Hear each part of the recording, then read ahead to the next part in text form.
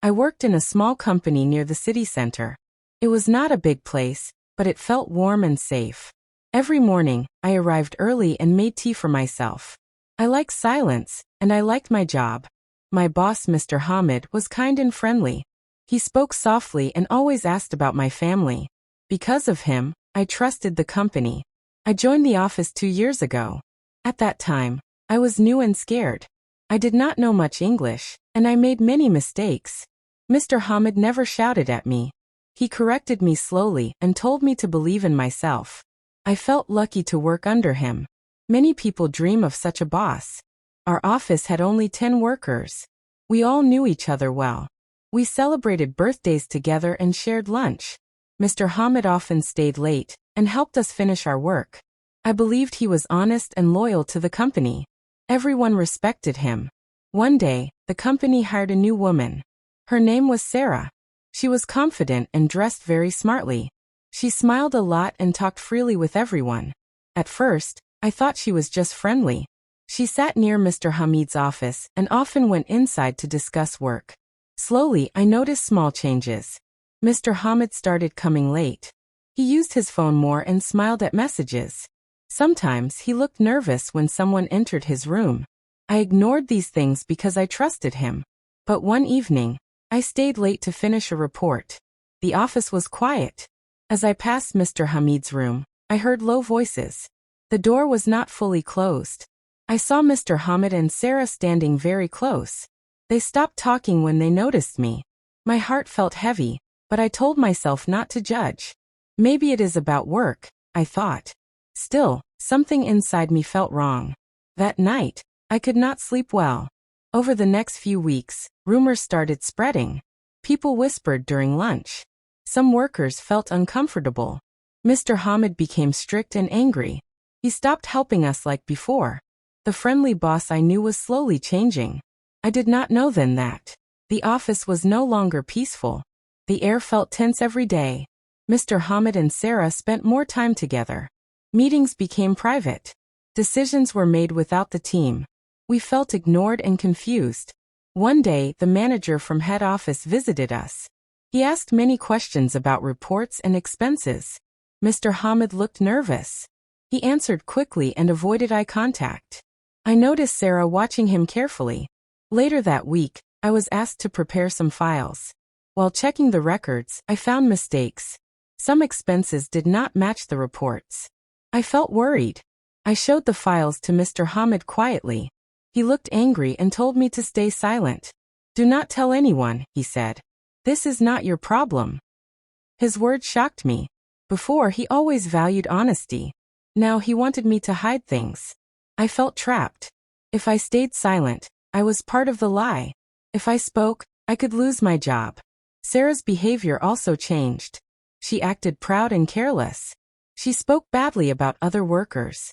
Some people left the company because they felt uncomfortable. The team was breaking. One afternoon, I saw Mr. Hamid and Sarah arguing outside the office. They did not see me. Sarah looked angry and shouted. Mr. Hamid tried to calm her down. I realized then that their relationship was not just about work. It was emotional and wrong. That evening, I received an email from the head office. They wanted a detailed report about expenses and office behavior. My hands were shaking. I knew this was serious. I thought about my family. I needed my job. But I also thought about honesty. I remembered how Mr. Hamid once told me, "Always choose the right path, even if it is hard." I decided to write the truth. I did not add personal feelings.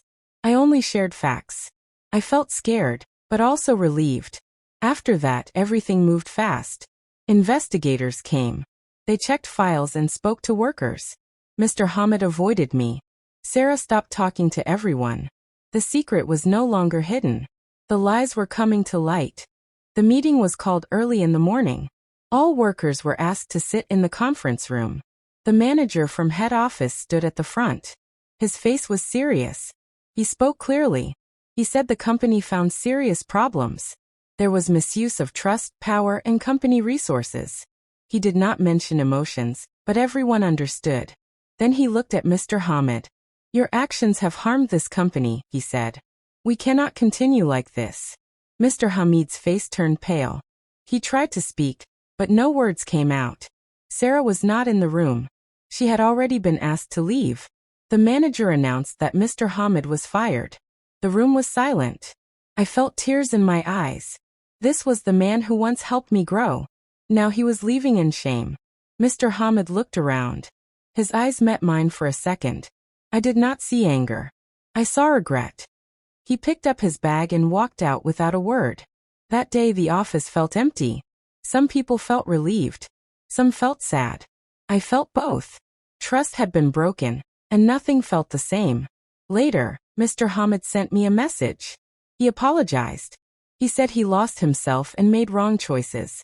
He said power and emotions blinded him. I replied politely but firmly. I told him that trust is easy to lose and hard to rebuild. I wished him peace, but I could not forgive him fully. The company appointed a new boss. Rules became stricter. Transparency was important now. Slowly the office healed. But that day stayed in my heart. I learned that even good people can fall. Infidelity does not only break families, it breaks workplaces, trust, and respect. Months passed. The office became calm again. The new boss treated everyone equally. We worked as a team and shared ideas openly. I felt safer and stronger. Sometimes I thought about Mr. Hamid. I did not hate him. I understood that humans make mistakes. But I also understood that choices have consequences. I learned an important lesson. Infidelity is not just about love. It is about betrayal of trust. When a person in power misuses emotions, many people suffer. I also learned about courage. Speaking the truth was the hardest thing I ever did. But it protected my values and my future. Silence would have made me guilty. This experience changed me. I became more confident. My English improved. I was promoted to a better role. The company trusted me because I chose honesty. Sometimes people think loyalty means staying silent. But real loyalty means protecting what is right, even if it hurts. Now, when new workers join, I guide them with kindness.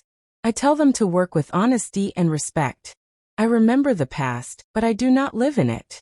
The story of my boss is a sad one, but it is also a lesson. Power without discipline destroys character. Emotions without control destroy trust. I moved forward stronger.